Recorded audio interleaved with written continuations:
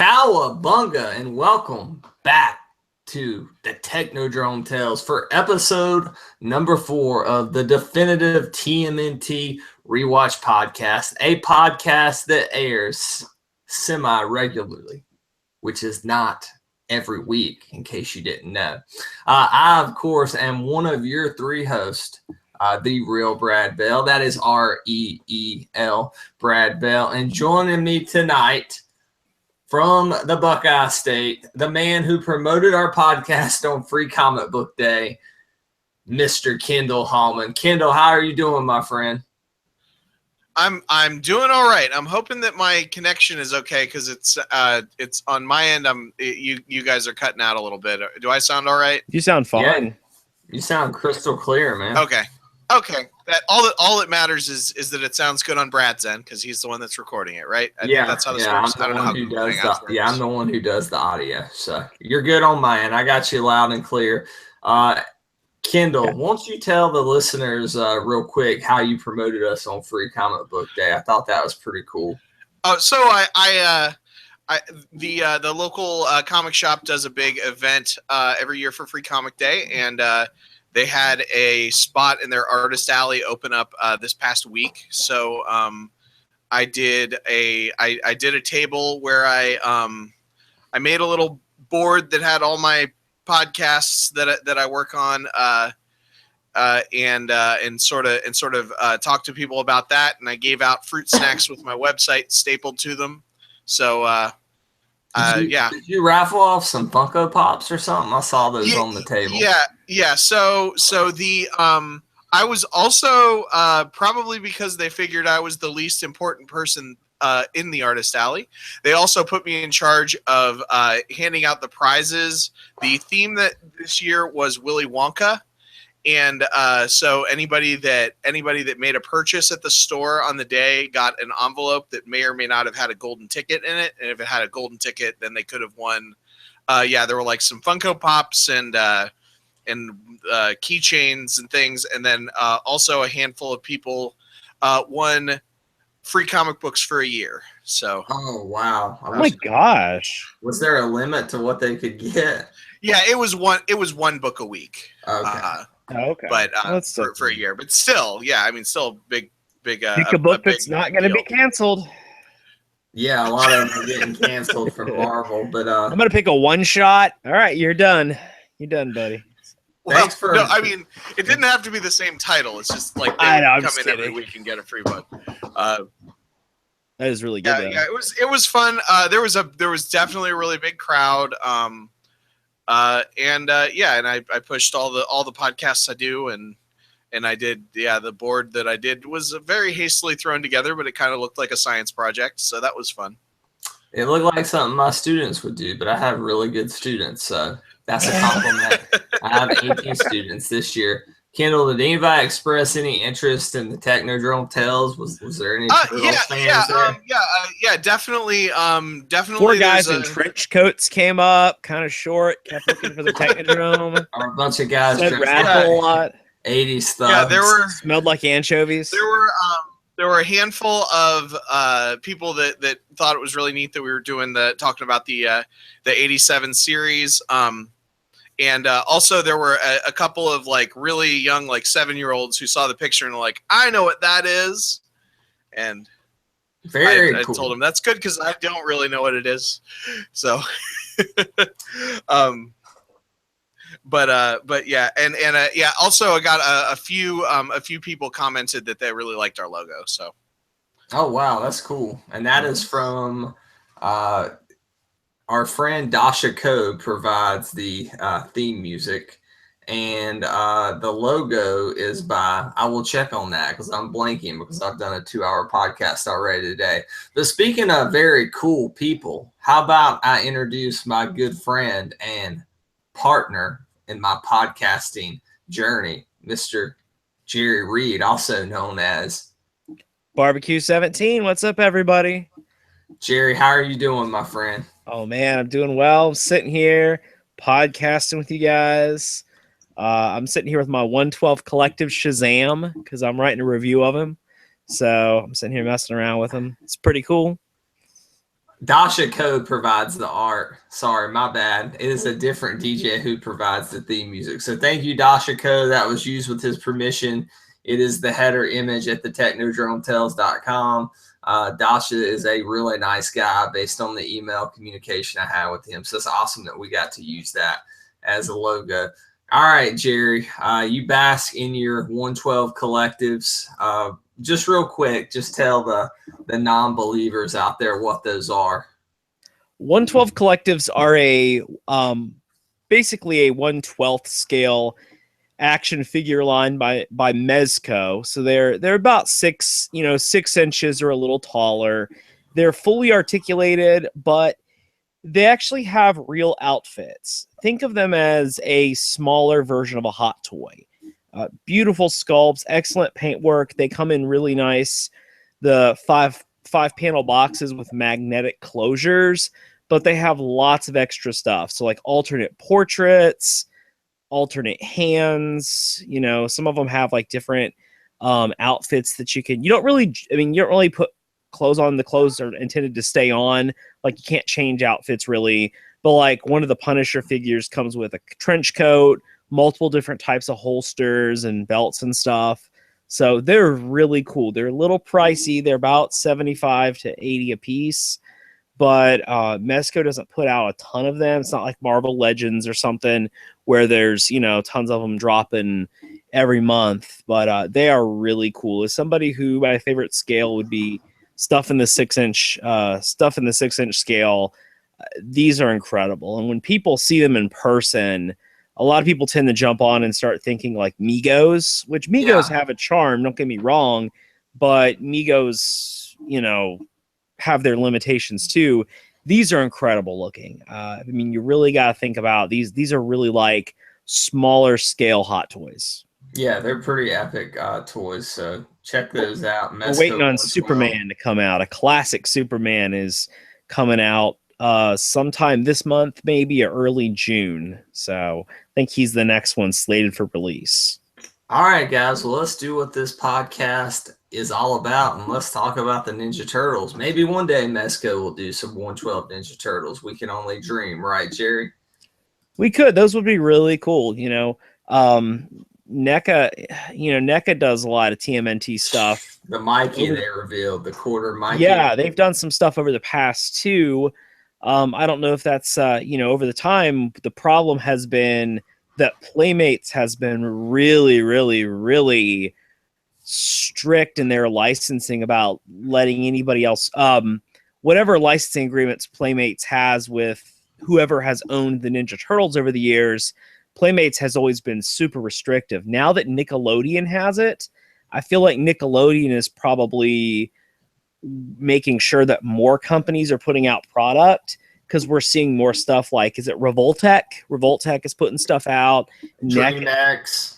Yeah, NECA is putting lots of things out. We're seeing other companies. So could Mezco pick up the license? Maybe. The big thing about the 112 figures, though, is that they have the actual clothing. So I'm not sure how the turtles would fit into that aesthetic well. Trench coats, baby.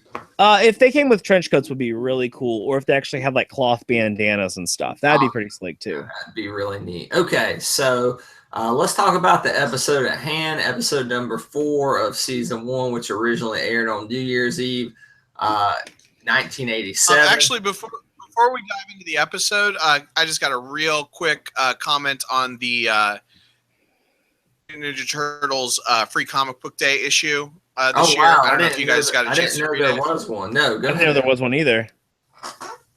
Well, nothing happened in it. It wasn't a real story. I wouldn't recommend anyone reading it. So this is not the first time that a free comic book day Ninja Turtles IDW book, but basically what they did was they took they must be like, I assume they're like 37 volumes into the current IDW continuity, but they were like, oh yeah, remember these characters? Yeah, these characters were our enemies, and now they're our friends, and did like 2 frames of a recap of like every single story that has gone on thus far in the comic, and then there was like a 2-page story of some like Like it was all recap and then just like a real short story that it was super forgettable. I would not recommend anyone read this. If you want to get into Teenage Mutant Ninja Turtles IDW comics, just like pick up an issue of the book or something because it's good apparently. But don't read the free comic book day issue. Yeah. Hey, I got a free comic books day story to share. Go ahead. Okay. I won a costume contest As Star-Lord? Oh, cool. as Star-Lord. So we our comic shop stuff didn't start till about 2:00, but our comic shop did some stuff in conjunction with our local public library, which always does some fantastic stuff. The library in Cleveland County, and we went up there, and they had all of these long boxes of just various like 80s and 90s comics, and everybody could get 5. And so I found some pretty cool stuff in there. They had some other stuff going on. They were showing some movies and face painting, but we realized they had a costume contest. So my wife and I and our little one ran back home and jumped in costumes and came back up, and we ended up winning as a group. So Cool. Won a $25 gift certificate to the Imperial Emporium in Shelby, North Carolina. Have you spent it yet? I spent a little bit of it on. I had to share it because technically we won it as a group. So I bought some rock candy for my daughter, and I bought some Hero Clicks for myself. Just some generic, like not generic, but some $1 ones that were loose that were just characters I liked. Sounds like money well spent. Okay. So far, I still got a little bit left. Without further ado, let's push this episode along like the Turtles pushed a van up a flight of stairs. Oh my gosh, that's the first thing on my list to talk about. In the episode, and you will get to talk about it, Jerry. Don't worry. But first of all, like we always do, let's just give our initial thoughts on this episode. This is one I've been looking forward to. So let's start with you, Kendall. Just the initial thoughts on this. So I thought that the teenagers, what are they called? Neutrinos. Yeah. Neutrinos. The Neutrinos were pretty interesting. Like, I've been on a real retro video gaming kick, so when they went to the arcade, that was cool, and it just made me wish that I could go to an arcade. There are places that I could go around town, but like, that would require leaving the house. If I could like go to an arcade without leaving, but not like play a video game in the house. I don't know. It's complicated. But it was cool. I liked them. And when they're like, they don't have space burgers or asteroid pinball. There were some good lines. It kind of reminded me of some of the scenes in Back to the Future Part 2 a little bit, like some of the future scenes. I don't know. Yeah. Like I like the diner. Neutrinos a lot. As they call them in the title, the hot rodding teenagers from Dimension X. Not only do we get that, we get the introduction of General Tragg in this episode. All the stuff with the portal from Dimension X and this episode's pretty cool. It really makes this episode feel a lot bigger, a lot more epic in scale than we've got in the first 3 episodes, which feel more contained. And I think this episode serves as a good setup for the season 1 finale that we can talk about next week. So, Jerry, I'm assuming you really like this episode as well. I do really like this episode.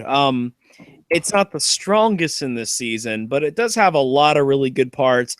It's got some really strange parts too. Well, it's got a couple strange parts, but overall, I thought it was, again, pretty slick. A lot of cool things going on. I honestly did not remember the Neutrinos showing up in the series this early, though. Like, I thought, I guess a lot of times for me, like, remembering that the Neutrinos came later in the toy line made me think that they came later in the show.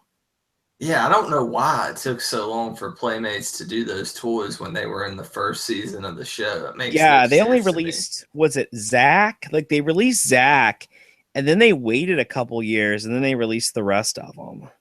Yeah, those are ones I would like to pick up. I think they're some of the harder ones to track down. I imagine so. Like, you know, some of those later ones are the more collectible, more expensive ones because they Yeah. didn't make as many because the line wasn't as popular. Like you and I were talking about when I kind of started collecting vintage TMNT again. The thing about this episode, when I think about the first season, besides the first episode, this is what I think about because it hadn't been as long since I watched season 1, so I associated the Neutrinos with it. But yeah, I can see why you would think that if you haven't watched that in a while. So Jerry, you love the van scene. Oh my gosh, man! I mean, they're pushing a van up the stairs. And like, as someone who's, you know, has had to move furniture fairly regularly for one reason or another, I'm sitting there thinking like, how do they get around the corner? You know, like it was a very. Well, they like, you know, they like tipped it up, you know, sort of took it vertically around the corner. Probably we're gonna take the door off. Yeah, they took the door it was off. A very bizarre scene. Like I was like, there's got to be some other way, right? Nope. This is before. This is before the American with Disabilities Act in 1991, signed by Bush 41. So people had to push vans up the stairs. Like, yes, people had to push vans. There was this was the case this was the case that got that passed. Yeah, I think so. They showed this episode in a courtroom. Yeah, they're like, this is ridiculous. We need elevators so we can get these vans to the top floor. And that was, I think that was Bush 41's big thing on his platform to differentiate him from Reagan was the getting vans upstairs. But I like we see a lot of Donatello kind of getting fleshed out here, making the turtle van, transitioning that van. They push up the stairs into a heavy artillery vehicle within a matter of minutes. But again, it's an 80s TV show. What'd you think about the stuff with the Donatello working on the van, Kendall?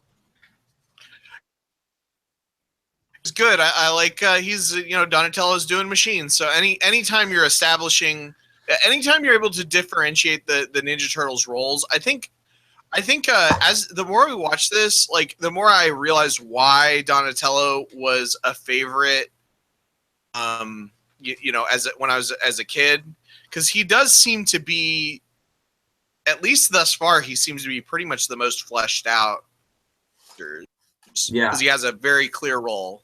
It's sort of like why everybody our age likes Wolverine better than Cyclops, because the animated series made Wolverine look really cool and Cyclops was a jerk. So yeah, it's the same kind of thing. Although remember Leonardo as being a jerk, but Leonardo hasn't been a jerk in this not in this show. Yeah, not in this series. Yeah, I don't think he's like too over the top like Scott Summers level in the old 90s X-Men TV show asshole, but we'll see. That's why we're doing this podcast.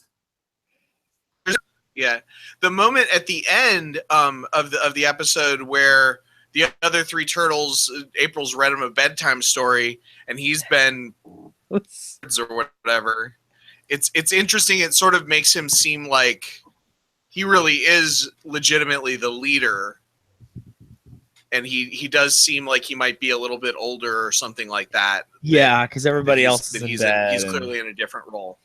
Yeah. That was a cool. So we get to see Leo fleshed out at the end of the episode. Of course, that was the strangest scene. Like April's sitting there, reading them The Tortoise and the Hare. Like, what book would you rather have than that? Yeah, it was very. Yertle the Turtle. It shattered a lot of how I think about the Turtles, I guess, or it was very different than how I would, again, from what I'm most accustomed to, which is movies or comics, and some of the toys where they look like really menacing, or the older comics. Here's like them laying in their little bunk beds and April reading them a story. Like that was just really bizarre. Leonardo's got the older brothers, like the older brother of the family. So he's got his own little section of the lair there that's only his, and they have to sleep like in those bunk beds. I'm too cool for this, guys. I would rather sleep. But he still sleeps. He still sleeps in because they're. Kendall, we're losing you, bud. We are We're losing having you, some Kendall. real problems here with your audio. So we're gonna try to tough that out. And we don't want you to get sent to Dimension X. Yeah, it sounds like you're broadcasting from Dimension X. I think he's gone. I think he's gone. I think no, I'm here. He's here. Okay. Well, we'll see if we can get that fleshed out. Just do the best we can with that. Gosh, you know what always looked super comfortable to me? Bunk beds. Remember in the turtle playset, the turtle lair, and you had the pipe, like the sewer pipe that had the bed in it, had that like blue bed with the little TV next to it. You wish you could just like shrink down and get Oh my gosh, man. I wish I really should just try to build one of those somewhere in my house. Just like go in there and chill. It looks like one of those little Japanese like travel hotels, like the little cubes or pods that they put you in when you're traveling. But oh my gosh, man, just chilling up, curling up in there, watching some TMNT and, watch you push up a van up the stairs while you're sitting there laying in the little tube. That sounds comfortable. My uncle got me that for Christmas one year when I was like 5 years old. So I vividly remember that. And I saw that Imperial Emporium had it because when you they got one over there. Yeah, they have all their turtles kind of sit up on it. So that's pretty cool. So we've been talking a lot about the turtle van in this episode because this is where it's officially developed and where we see it as the first time as we're going to know and love it. Where do you rank the turtle van in the pantheon of fictional vehicles? Kendall, are you there, my friend? I think we've lost there. Kendall. So I would say it's not really one that I think of as like it's maybe like a B list. I would say as far as things related to the turtles, it's pretty important though. Yeah, definitely. If that makes sense. And you got the turtle blimp, which I think debuts in the next episode. Oh my gosh, I love the turtle blimp. Let me tell you. I do too, but let's try to save it. I mean, I put it up there, I guess, just because I kind of come of age with it. I don't put it anywhere near like the Batmobile, or I don't even think it's. What do you think compared to the Ecto 1, Jerry? The Ecto 1 to me is pretty classic. I mean, I think the Ecto 1 is classic and recognizable to a very, very, very wide range of people. I definitely would put the turtle van in terms of, in terms of like iconicness. I mean, I think it's even below the Mystery Machine, Yeah, it is. It's down there a ways. I think it's even below the Mach 5 from Speed Racer, and I'm not that big of a Speed Racer fan. I like the turtle van, but I mean, there's not. Honestly, I think the Shell Razor from the new series, which is an incarnation of the turtle van, but I think it's a bit cooler myself. I think when people think of the turtle van, especially our age, they remember that they called it the party wagon in the toy line. The party wagon. So it was one of the more iconic toys from that line. I definitely think pretty much everybody at that age had one of those.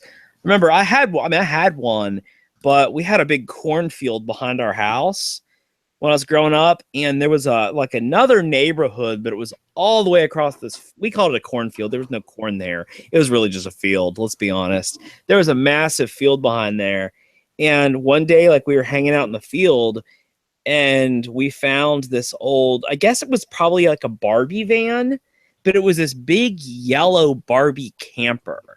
And I took this thing home and cleaned it up, and got rid of it was clearly from the 70s, but I got rid of all the flower print stuff and did everything I could to turn it into a turtle van that a bunch of figures could fit in. I mean, it was pretty big. So, but I totally took this thing home and turned it into a turtle van. Well, for all the figures in that line, you probably needed a pretty big vehicle. Yeah, you could have a whole turtle strike team in there. Kendall, General Tragg and his rock companion, the soldiers for Krang in Dimension X. What did you think of them? They So they're presented like they're gonna be like Bebop and Rocksteady are a joke. So these two are the serious. These are the real threat kind of things. But then they're just as Bebop and Rock kind of interesting. Like they don't seem that bright. I think they're a little bit more menacing than Bebop or Rocksteady, but again, Bebop and Rocksteady seemed menacing when they initially showed up. At least they did for all of like 10 seconds. Right. I mean, they're treated like they're a joke now, but they haven't really. I don't feel like they've been utter failures. They're not. At this point in the show, they haven't demonstrated that they're Team Rocket or Bulk and Skull or anything like that. No, not yet. That will happen shortly in the season 2, though, my friend. I promise you that. I love the weather device here. What an odd type of weaponry to use. Weather devices were huge in the 80s. There's like there's a whole G.I. Joe miniseries where there's a thing called the Weather Dominator. Yep. I was sitting there as I was watching this, and I was trying to think of all the different shows that had some kind of like weather weapon and stuff. But Kendall, you've been playing through the arcade game, right? The TMNT arcade game. Yeah, I haven't made much more progress. So I was gonna say, have you got to the part where they use the weather device, and so there's like a whole snow level thrown in, and you have to destroy. I don't think so. You have to, because when you destroy it, like one of the turtles goes, "Spring is here," and everything melts and stuff. But weather devices. That's interesting because they're clearly working their way through this season in that game. I got distracted. Devices were huge. I got distracted this week, so I haven't put that much more time into that. I was trying to play Mario Brothers for a little bit this week. So okay, Earthbound.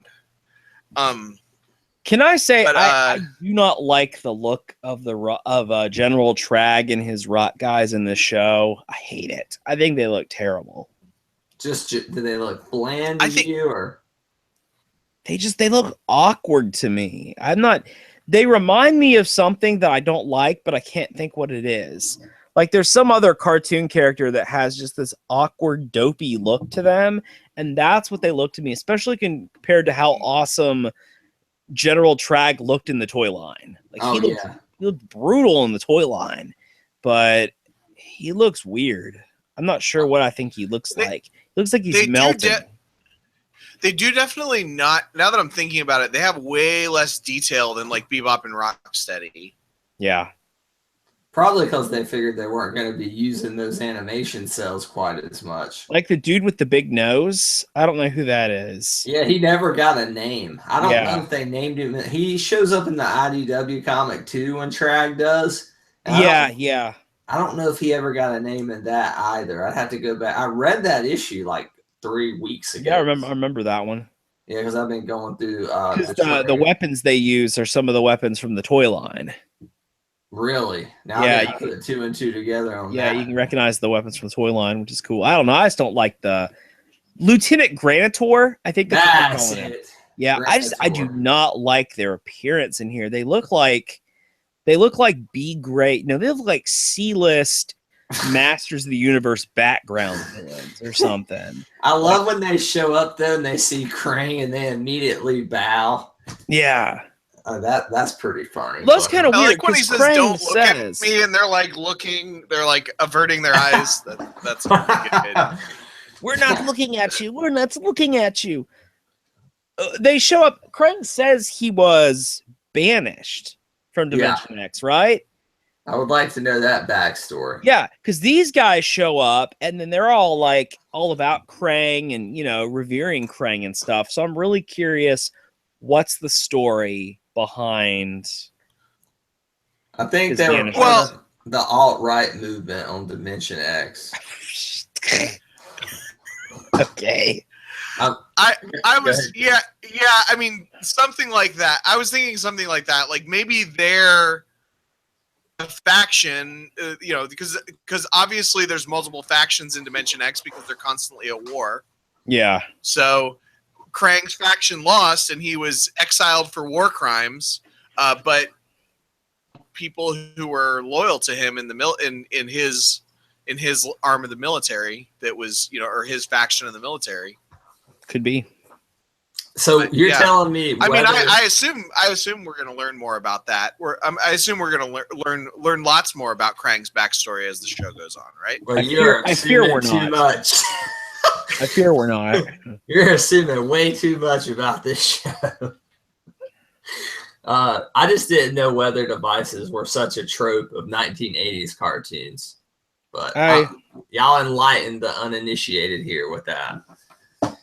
Oh, Lord. I liked the ice cubes. Yeah, and I like that the weather machine. I like that the weather machine. It's like mild, like partly cloudy, light rain, total chaos. Like you would think that a piece of technology that was so tech that it would manipulate the weather, that it'd be a little more precise with its descriptions of the types of weather that it was creating. Yeah, not here. What about, speaking of, we were talking a little bit political a second ago, the Global Trade Center. Yeah. Yeah, it was the back then they didn't even call it the World Trade Center, just the Global Trade Center. Okay. So that's what it used to be officially known as.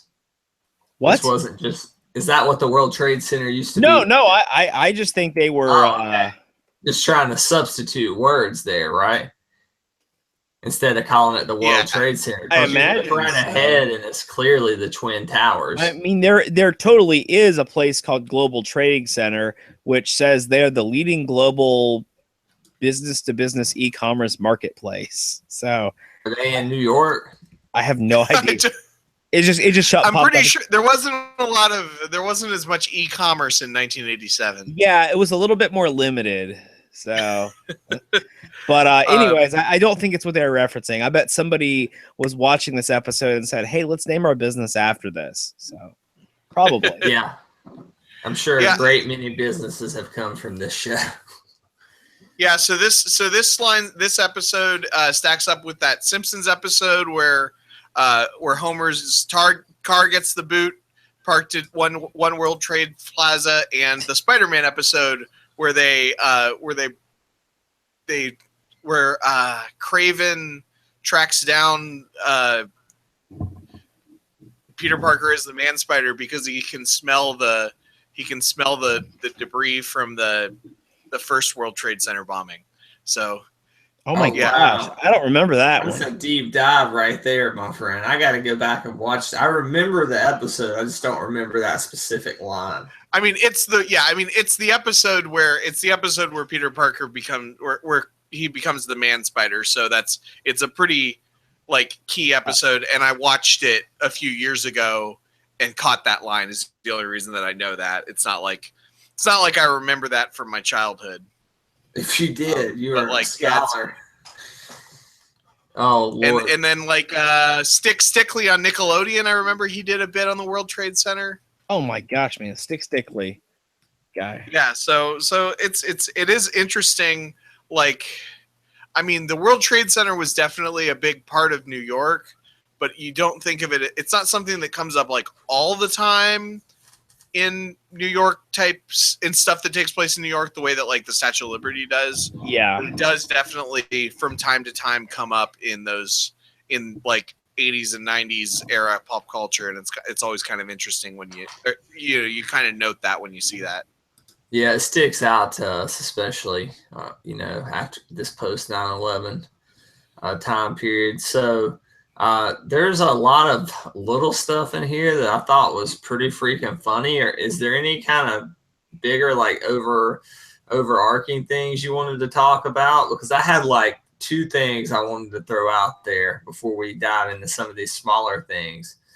And so my biggest thing is my biggest thing that I took from this, I guess, plot hole or whatever, is they're oh, so this weather satellite thing is destroying New York actively right now, and in the next hour or so, it's going to completely demolish the entire city. Let's send you guys back to Dimension X first, rather than rather than like questionable. There's a lot of Seems like destruction tactics.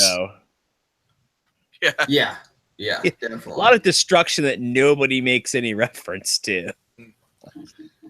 So it's like Zack Snyder directed this, right? This may have been his inspiration as a child. The whole plot of BVS is the destruction of Metropolis. That's the whole plot of that movie. Yeah. Well, but that's because of the backlash from Man of Steel. Yeah, I was making an old joke. I'll admit it. They retroactively went back, but that's a story for another podcast, one that we've done before. I'm sure we did like a 3-hour review on BBS. It was longer than the extended version. Yeah, it was ridiculous. Then we went back and reviewed the director's cut on the Confirmed Epic podcast, which you can find at thepicreview.com. Some stuff about Krang here. He confirms a tech for body deal. So Shredder's getting to use the tech for the body. So that was actually confirmed by Krang. Another thing, I pose this question, is he a general or a god to the people of Dimension X? Pretty sure he's a general. I don't know. It's just the way who bows to a general, though? Well, like, I mean, even the most fierce generals throughout history. I thought that's kind of what they were going with. You know, well, there's general. I can't think of any examples because I'm bad at stuff, but there is like general such and such is like a military as in that's the like General Zod, like a military dictator. And you kneel before Zod. You do kneel before Zod, so that is true. I guess I don't know. I just thought before Krang. Is that a good Krang voice? I don't know. Yeah, it's pretty good. Before Krang. I'm gonna work on my Krang voice. Shredder. Yeah, that's for a body. Oh Lord. So that's more like. That's good. That's some good Krang impression right there. Michelangelo. Yeah. There we go. That sounds more like Lilo, and that sounds more like Stitch. Okay. Of the neutrinos, Kala, the female, is the only one that is named, at least from my reference. There's Zach. But they're not referenced in the show. Is he not named in this one? No, but it's been 2 weeks since I watched this episode, so I could be wrong. Yeah, I watched it last week too. So I watched it. Oh, I watched it right before we podcasted. But I didn't catch her name. There's Zach, Kala, and Dask. Yeah. And I'm pretty sure Dask is just no, I'm pretty sure they don't. We'll have to go back and double check. I remember Dask from the toy line, but Dask. So here's some deep dive, little nitty-gritty stuff here. Turtle wax is used for the first time on the shell. Oh yeah, I noticed that too. I was like, that? hey, he's using turtle wax. Yeah, I don't know if that's the trope they continue to go back toward. I think it is. I think it is a trope because I remember like knowing what either it's a trope or it's a joke that like it's old people made. It's a running joke. Yeah, it's definitely a running joke that they actually use turtle wax on their shells. Also, the neutrinos mentioned the movie even references it too. The first movie. Okay. Mikey pulls out the turtle wax. That's right. I remember that now. The neutrinos are required by law to have weapons on their vehicles. It's pretty slick. That's pretty cool. I think we may have that in America sooner rather than later with these maybe 2018 model cars coming up. We've referenced Mikey's nunchucks and their badassery many times on this podcast. They bust metal. Leo's swords cut through a freaking tank, the tracks of a tank. Mm-hmm. That was impressive. They're sharp. They're very sharp. Super sharp. What about when the rock people, Kranator and Tragg, I love how they deploy the weather device and they're like, we'll steal that truck to get away. It's just so random, man. Yeah. Oh, there's a scene in here. If we're talking about the little random stuff, There is a scene of a close up of April, like just a headshot of April, and oh my gosh, her hair looks just massive. Like I don't know, like we're watching this episode and I just like her. I mean, April has some big hair and it looks great. Don't get me wrong. But there's a close up of her in this one scene where it's like a quarter of the screen is her face and 3/4 is her hair. And it's just like this giant, like, and it's like a face on shot too. Like she's talking, right into the camera, like not breaking the fourth wall. Just they show her like talking right into the frame. And I mean, her hair is like massive. So that stood out to be quite a bit. Okay, so not that this is a reliable source or anything, but I checked IMDb, and Zach, Kala, and Dask all have a credited person that did the voice for all three of those names.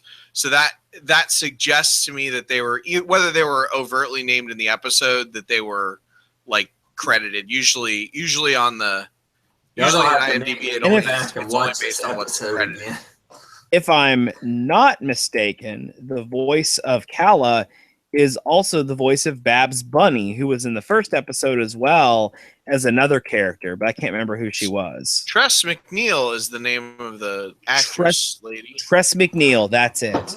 So, tons. She has so many voice credits. Simpsons, Futurama. I know she's on Animaniacs. Tons of stuff. So... What did you guys think about the Turtles? She was singer in the Weird Al Yankovic song "Ricky." She was what? She was in a Weird Al song. That's what Kendall was saying. Okay, makes sense. Yeah. Okay. The "I Love Lucy" song. Yeah. Okay. Okay. Yep. Go ahead, Kendall. He said Mickey. I don't know. I lost audio for a second, so I didn't hear the question. Just the thoughts on the Turtles having a telephone booth elevator. I was about to pose that question. Pretty cool, right? Yeah, I suppose I didn't remember that happening in the episode, so I must not have been paying attention. I don't remember this either. Yeah, they come right up from the ground. I wouldn't have just wrote it down for no reason. I don't think I would. It's been 2 weeks ago I mean, we didn't come on the air last week. It was getting ready to go, and my dog escaped, and I had to spend like an hour looking for her. So, but she's back safe and sound. So apologies for that. The thing I take away from this episode is twofold. One, it's not as good as I remember, because this is one of the episodes I was really looking forward to reviewing in this first season, because as a kid, I love the Neutrinos, and they are pretty cool. There's some cool stuff with the flying car and whatnot. But Leo, and this was mentioned by Kendall earlier, and it's kind of been echoed throughout this podcast, he really comes into his role as the leader. He takes out the weather device. He takes on like 8-foot soldiers, and you have that scene at the end where he promises to finish Shredder. So that really carries the day for me on this episode. What do you guys think of the episode overall? Yup. I liked it. I mean, I kind of, it was, I didn't know what to expect. The Neutrinos are fun and goofy. I did not remember. This is something I did not really remember from my childhood at all. I remembered Dimension X being a thing, and I remembered portals being a thing. Yeah. But that's just a lot of my memories from Turtles are just like sort of general concepts rather than specifics. Since I was so young when I was watching Ninja Turtles, like this was because I mostly watched Ninja Turtles before Power Rangers was a thing. So that would have been, and Power Rangers came out when I was in kindergarten, so this would have been pre-kindergarten, and so that was definitely would have been really young when this came out too. So It's just 5 or I mean, 6. I was born in 1987, so I obviously didn't see this when it first aired. But I mean, but it was in syndication. I was born in 87 as well. I'm 30. I was born in 83, so I very well. I mean, I remember. I remember buying the Turtles before ever even seeing the cartoon. So, wow, that's awesome. But what made you want the Turtles though? Was it just the aesthetic? Because I mean, yeah, they were. I mean, I very distinctly remember. So my grandmother on my dad's mom, my grandmother. I was staying with her, or I was visiting my grandparents. Both my grandparents lived close to each other, and so my grandmother and I had went to this little toy store that I very distinctly remember going to and getting a lot of the 1986 series of G.I. Joe, or the 87 series. Like, I remember distinctly getting a lot of those specific characters there. But I remember going with her and, again, seeing the Turtles and just the end cap. I mean, still stands out in my mind that they had them on an end cap. And I mean, you had those colorful cards and a comic on the back, and they were, I mean, they're really appealing too. And so I remember getting, this is kind of funny, I remember getting Splinter, Shredder, Bebop, Rocksteady, and my grandma letting me pick out one turtle because she didn't think it made sense to have 4 since they all look the same except for the color of the bandana. So I really don't remember which turtle I picked. it was Donatello because he had a stick. Yeah. I mean, I want to say Raphael, but I really don't remember. So I was staying actually, though, with my other grandmother. And I remember going back to her house and telling her about these. And so her taking me to the same store and letting me get the 3 other turtles. So, that I missed out on. That's what grandparents are for. They love exactly. Doing that kind So of by stuff. like the end of the first day, I had all of those turtles. And then I remember getting April and Krang a little bit later on. I did the same thing, but it was 2 weeks ago when I was trying to restore my vintage collection. Asked my grandma to buy something for me. No, I'm just kidding. I did pick up, was oddly enough, I don't know if you see it in the background, I have this Ninja Turtles pillowcase here. And I'm not getting any video from you. No video? Well, I got video on my end. Kendall, I can see video. Maybe that's why my audio is so bad. Hold on 1 second here. I picked this up. It was like $10 on Oh my eBay. gosh, I still have that pillowcase. Yeah, it's awesome. I had this whole, I'm assuming you did too, this whole kind of bedspread set up when I was a kid. Yes. And somebody was selling one on eBay. I, got it. It was in like brand new condition, pretty vibrant colors. And washed it. I even got like some nice fancy schmancy pillow to put in there. Do you sleep on it? I don't. I tried, but that pillow is just like too firm. It's almost too nice. Yeah. I'm weird. I like put the pillow over my eyes when I go to sleep. But speaking of sleep, I'm getting rather tired now. But was there any references to Crazy Pizza here in this episode? If so, I missed. You know what? I'm pretty sure they didn't eat any pizza in this episode. Okay, so no pizza in this episode. Not the only time they were at the pizza arcade place, but they were playing the video games. Yeah. Okay, so let's rate this. What would you rate this episode, Kendall? I'd say I don't remember how I've been judging it, but I would say aside from the first episode, this might have been my favorite episode of the season. Because the first episode is where we had the origin and everything, right? Like, because that one's kind of iconic. This one's definitely like a close second. But also, I might even liked it a little bit more than the first episode. So I'm going to give it a 4.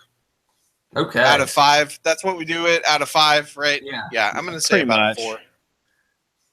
I would say this is like a 3. So on the confirmed epic rating scale, Jerry, that we love, I would say this is a solid good. And I would have went in expecting it to be great, like Kendall said it was, but I went in remembering this, I guess, a little better than it actually was. And I'm remembering the next episode to be that we're going to review, episode 5, to be really, really good. So I hope I don't let myself down again with expectations. So I'll go a 3, a solid good here. What would you say, Jerry? I'd give this one a good and a half. It has some really good scenes. I honestly, while there's a lot of action in the episode, I didn't think the action was as good as some of the scenes from the previous episodes. Yeah, there was some humor. Again, pushing the van up the stairs. I don't know, man. I loved it. That was the pushing the van up the stairs was the nuking the fridge before nuking the fridge was a thing. But back in the 87, we said pushing the van up the stairs was our version. But so this is the episode where the turtles push the van up the stairs. But I'd give it a good and a half, which is like a 3.5 out of 5. I agree with that. Almost with a good. Yeah, I was gonna say you didn't quite agree with it because you only gave it a good. Yeah. I gave it a good and a half. Can I give it like a good and a 3.8? So can I make up my own review scale on the fly? You can, but I hope you don't. Sentimental the epic review scale to me. So okay, I don't have anything else on this episode. If nobody else does, we'll go ahead and close out. We good? Okay. We're good. All right. I concur. Kendall, where can we find more of you? You can find me at kendallcast.ninja. Everything I do is there. I've got Beast Wars podcast, a Star Wars gaming podcast, a comic book podcast. I'm linking this one here. Yeah. I'm linking my my ukulele videos there. It's all at kendallcast.ninja. That's awesome. Thank you, Kendall. What about you, Jerry? You can find me at Action Figure Barbecue, BARBECUE.com, actionfigurebarbecue.com, serving up reviews hot and fresh daily. Yeah, I just checked out KindleCast.ninja. That's cool, Kendall, that you got everything in one spot there. And Action Figure Barbecue is always rocking it. Jerry's got one of the best toy blogs on the internet, if not the best. So I love those messages. Did you see where I had gotten voted in some competition as one of like the 100 best toy sites? Wow. And then like one of the 50 best action figure sites or something? That's incredible. Congratulations. There's a tangible number at this point. I don't know who the place giving out the awards were, but I won something. Well, the quality of the reviews, I mean, they deserve that. So congratulations. As for me, you can find me at TH Epic Review, the epicreview.com, and on dgww.com, Geeks Worldwide, where we post the confirmed Epic podcast, which is the main podcast that I'm trying to inject some life into. And it was good to podcast with AKA Andrew Stokes earlier today as we discussed the MCU villain problem, or is there one? You can find that now on iTunes, on Podbean, and of course dgww.com and thepicreview.com. So, Jerry, go ahead and take us out of here, my friend. Ninja vanish.